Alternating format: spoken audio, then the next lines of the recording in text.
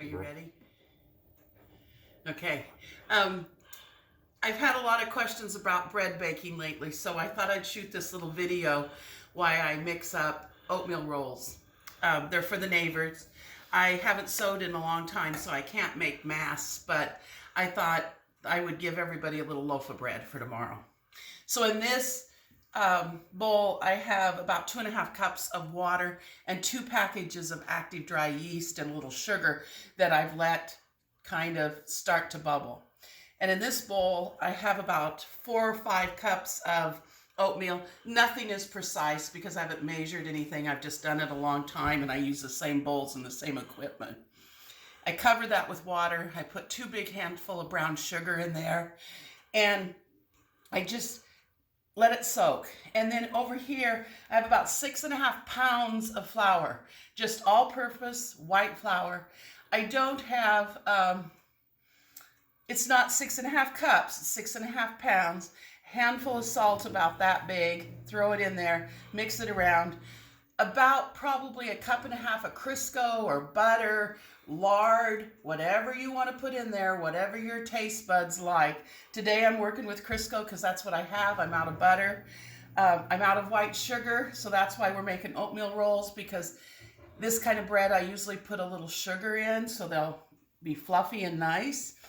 So first off, I'm going to add this oatmeal that has been setting. These are old-fashioned rolled oats, just Quaker. I don't use anything fancy. I use what I have. If you can get cheaper ones and off-brand, it really doesn't matter because oats are oats usually. And everybody goes for steel cut and Irish cut and whatever else. But, you know, you just got to have what you have in your kitchen.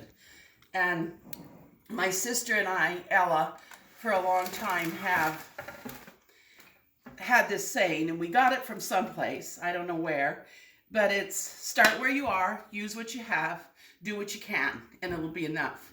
And so that's where we are right now in this situation. I'm adding the yeast. You can see it's all bubbly, and it's gonna keep bubbling. And what I do is I kind of just take it from the outside and I start adding that in.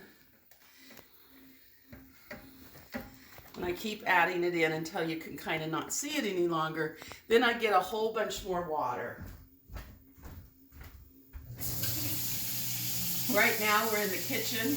Bob designed this kitchen. It took us about 3 years, but we kind of got it where we like it.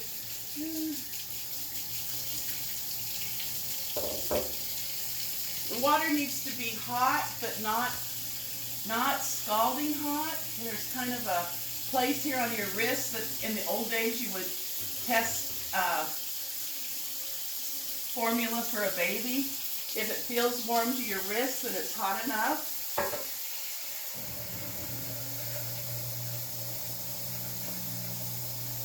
This is a 2-quart pitcher or mixing bowl. And I get 2 quarts in it, and then I just start adding it to my 6.5 pounds of flour. And when it gets so that it's all mixed up, then I know I have enough water and enough moisture in here for it to raise.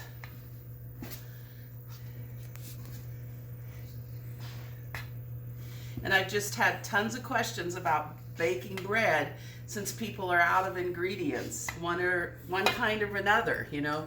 Someone said the other day they couldn't make bread because there wasn't any yeast. Well, if you know how to make sourdough starter, or if you can find someone with sourdough starter, then you can make good bread anyway. And that becomes yeast, and you just have to feed it every day and take care of it. And I'm not real fond of taking care of stuff, not houseplants, not a garden, probably not even kids or dogs if the truth was known, but I keep doing it.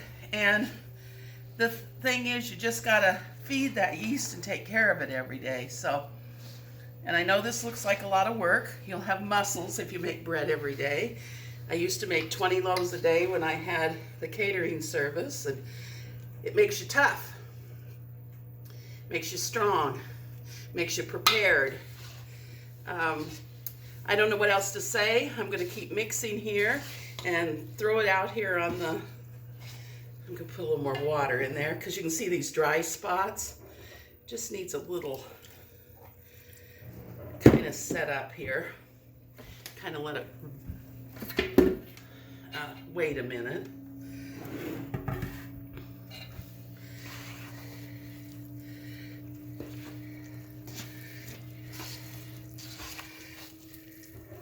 There, that's better.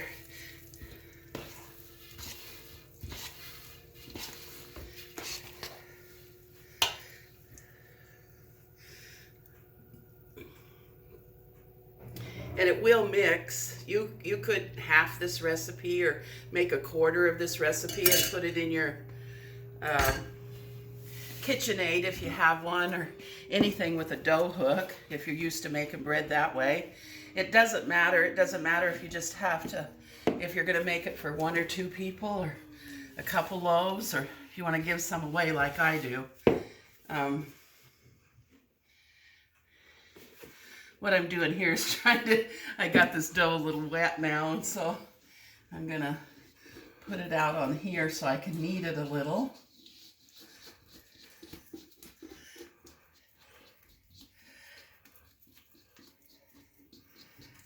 Everything is heavy now that I've gotten old. I feel old.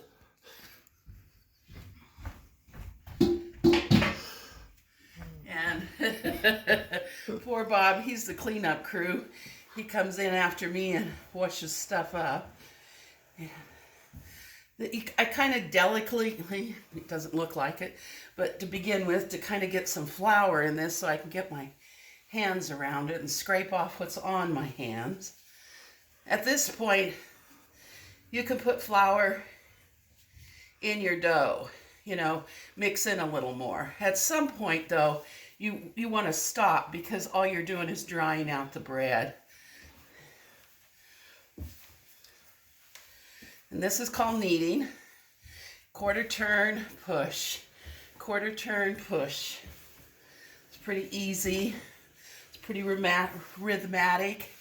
And I don't know, I kind of get into a zone, a little meditation. I think about all kinds of stuff, and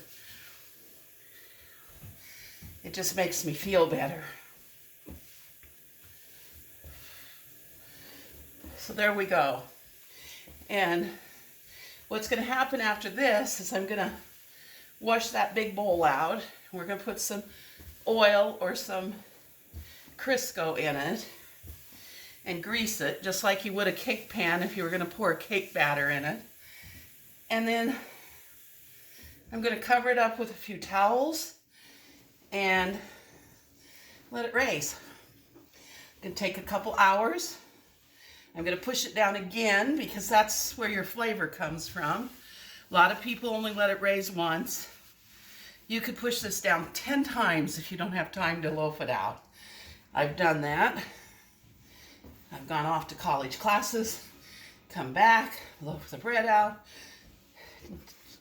got meals ready for someone else, and then still had time to finish baking it all. So what I'm saying is put this in your grease bowl and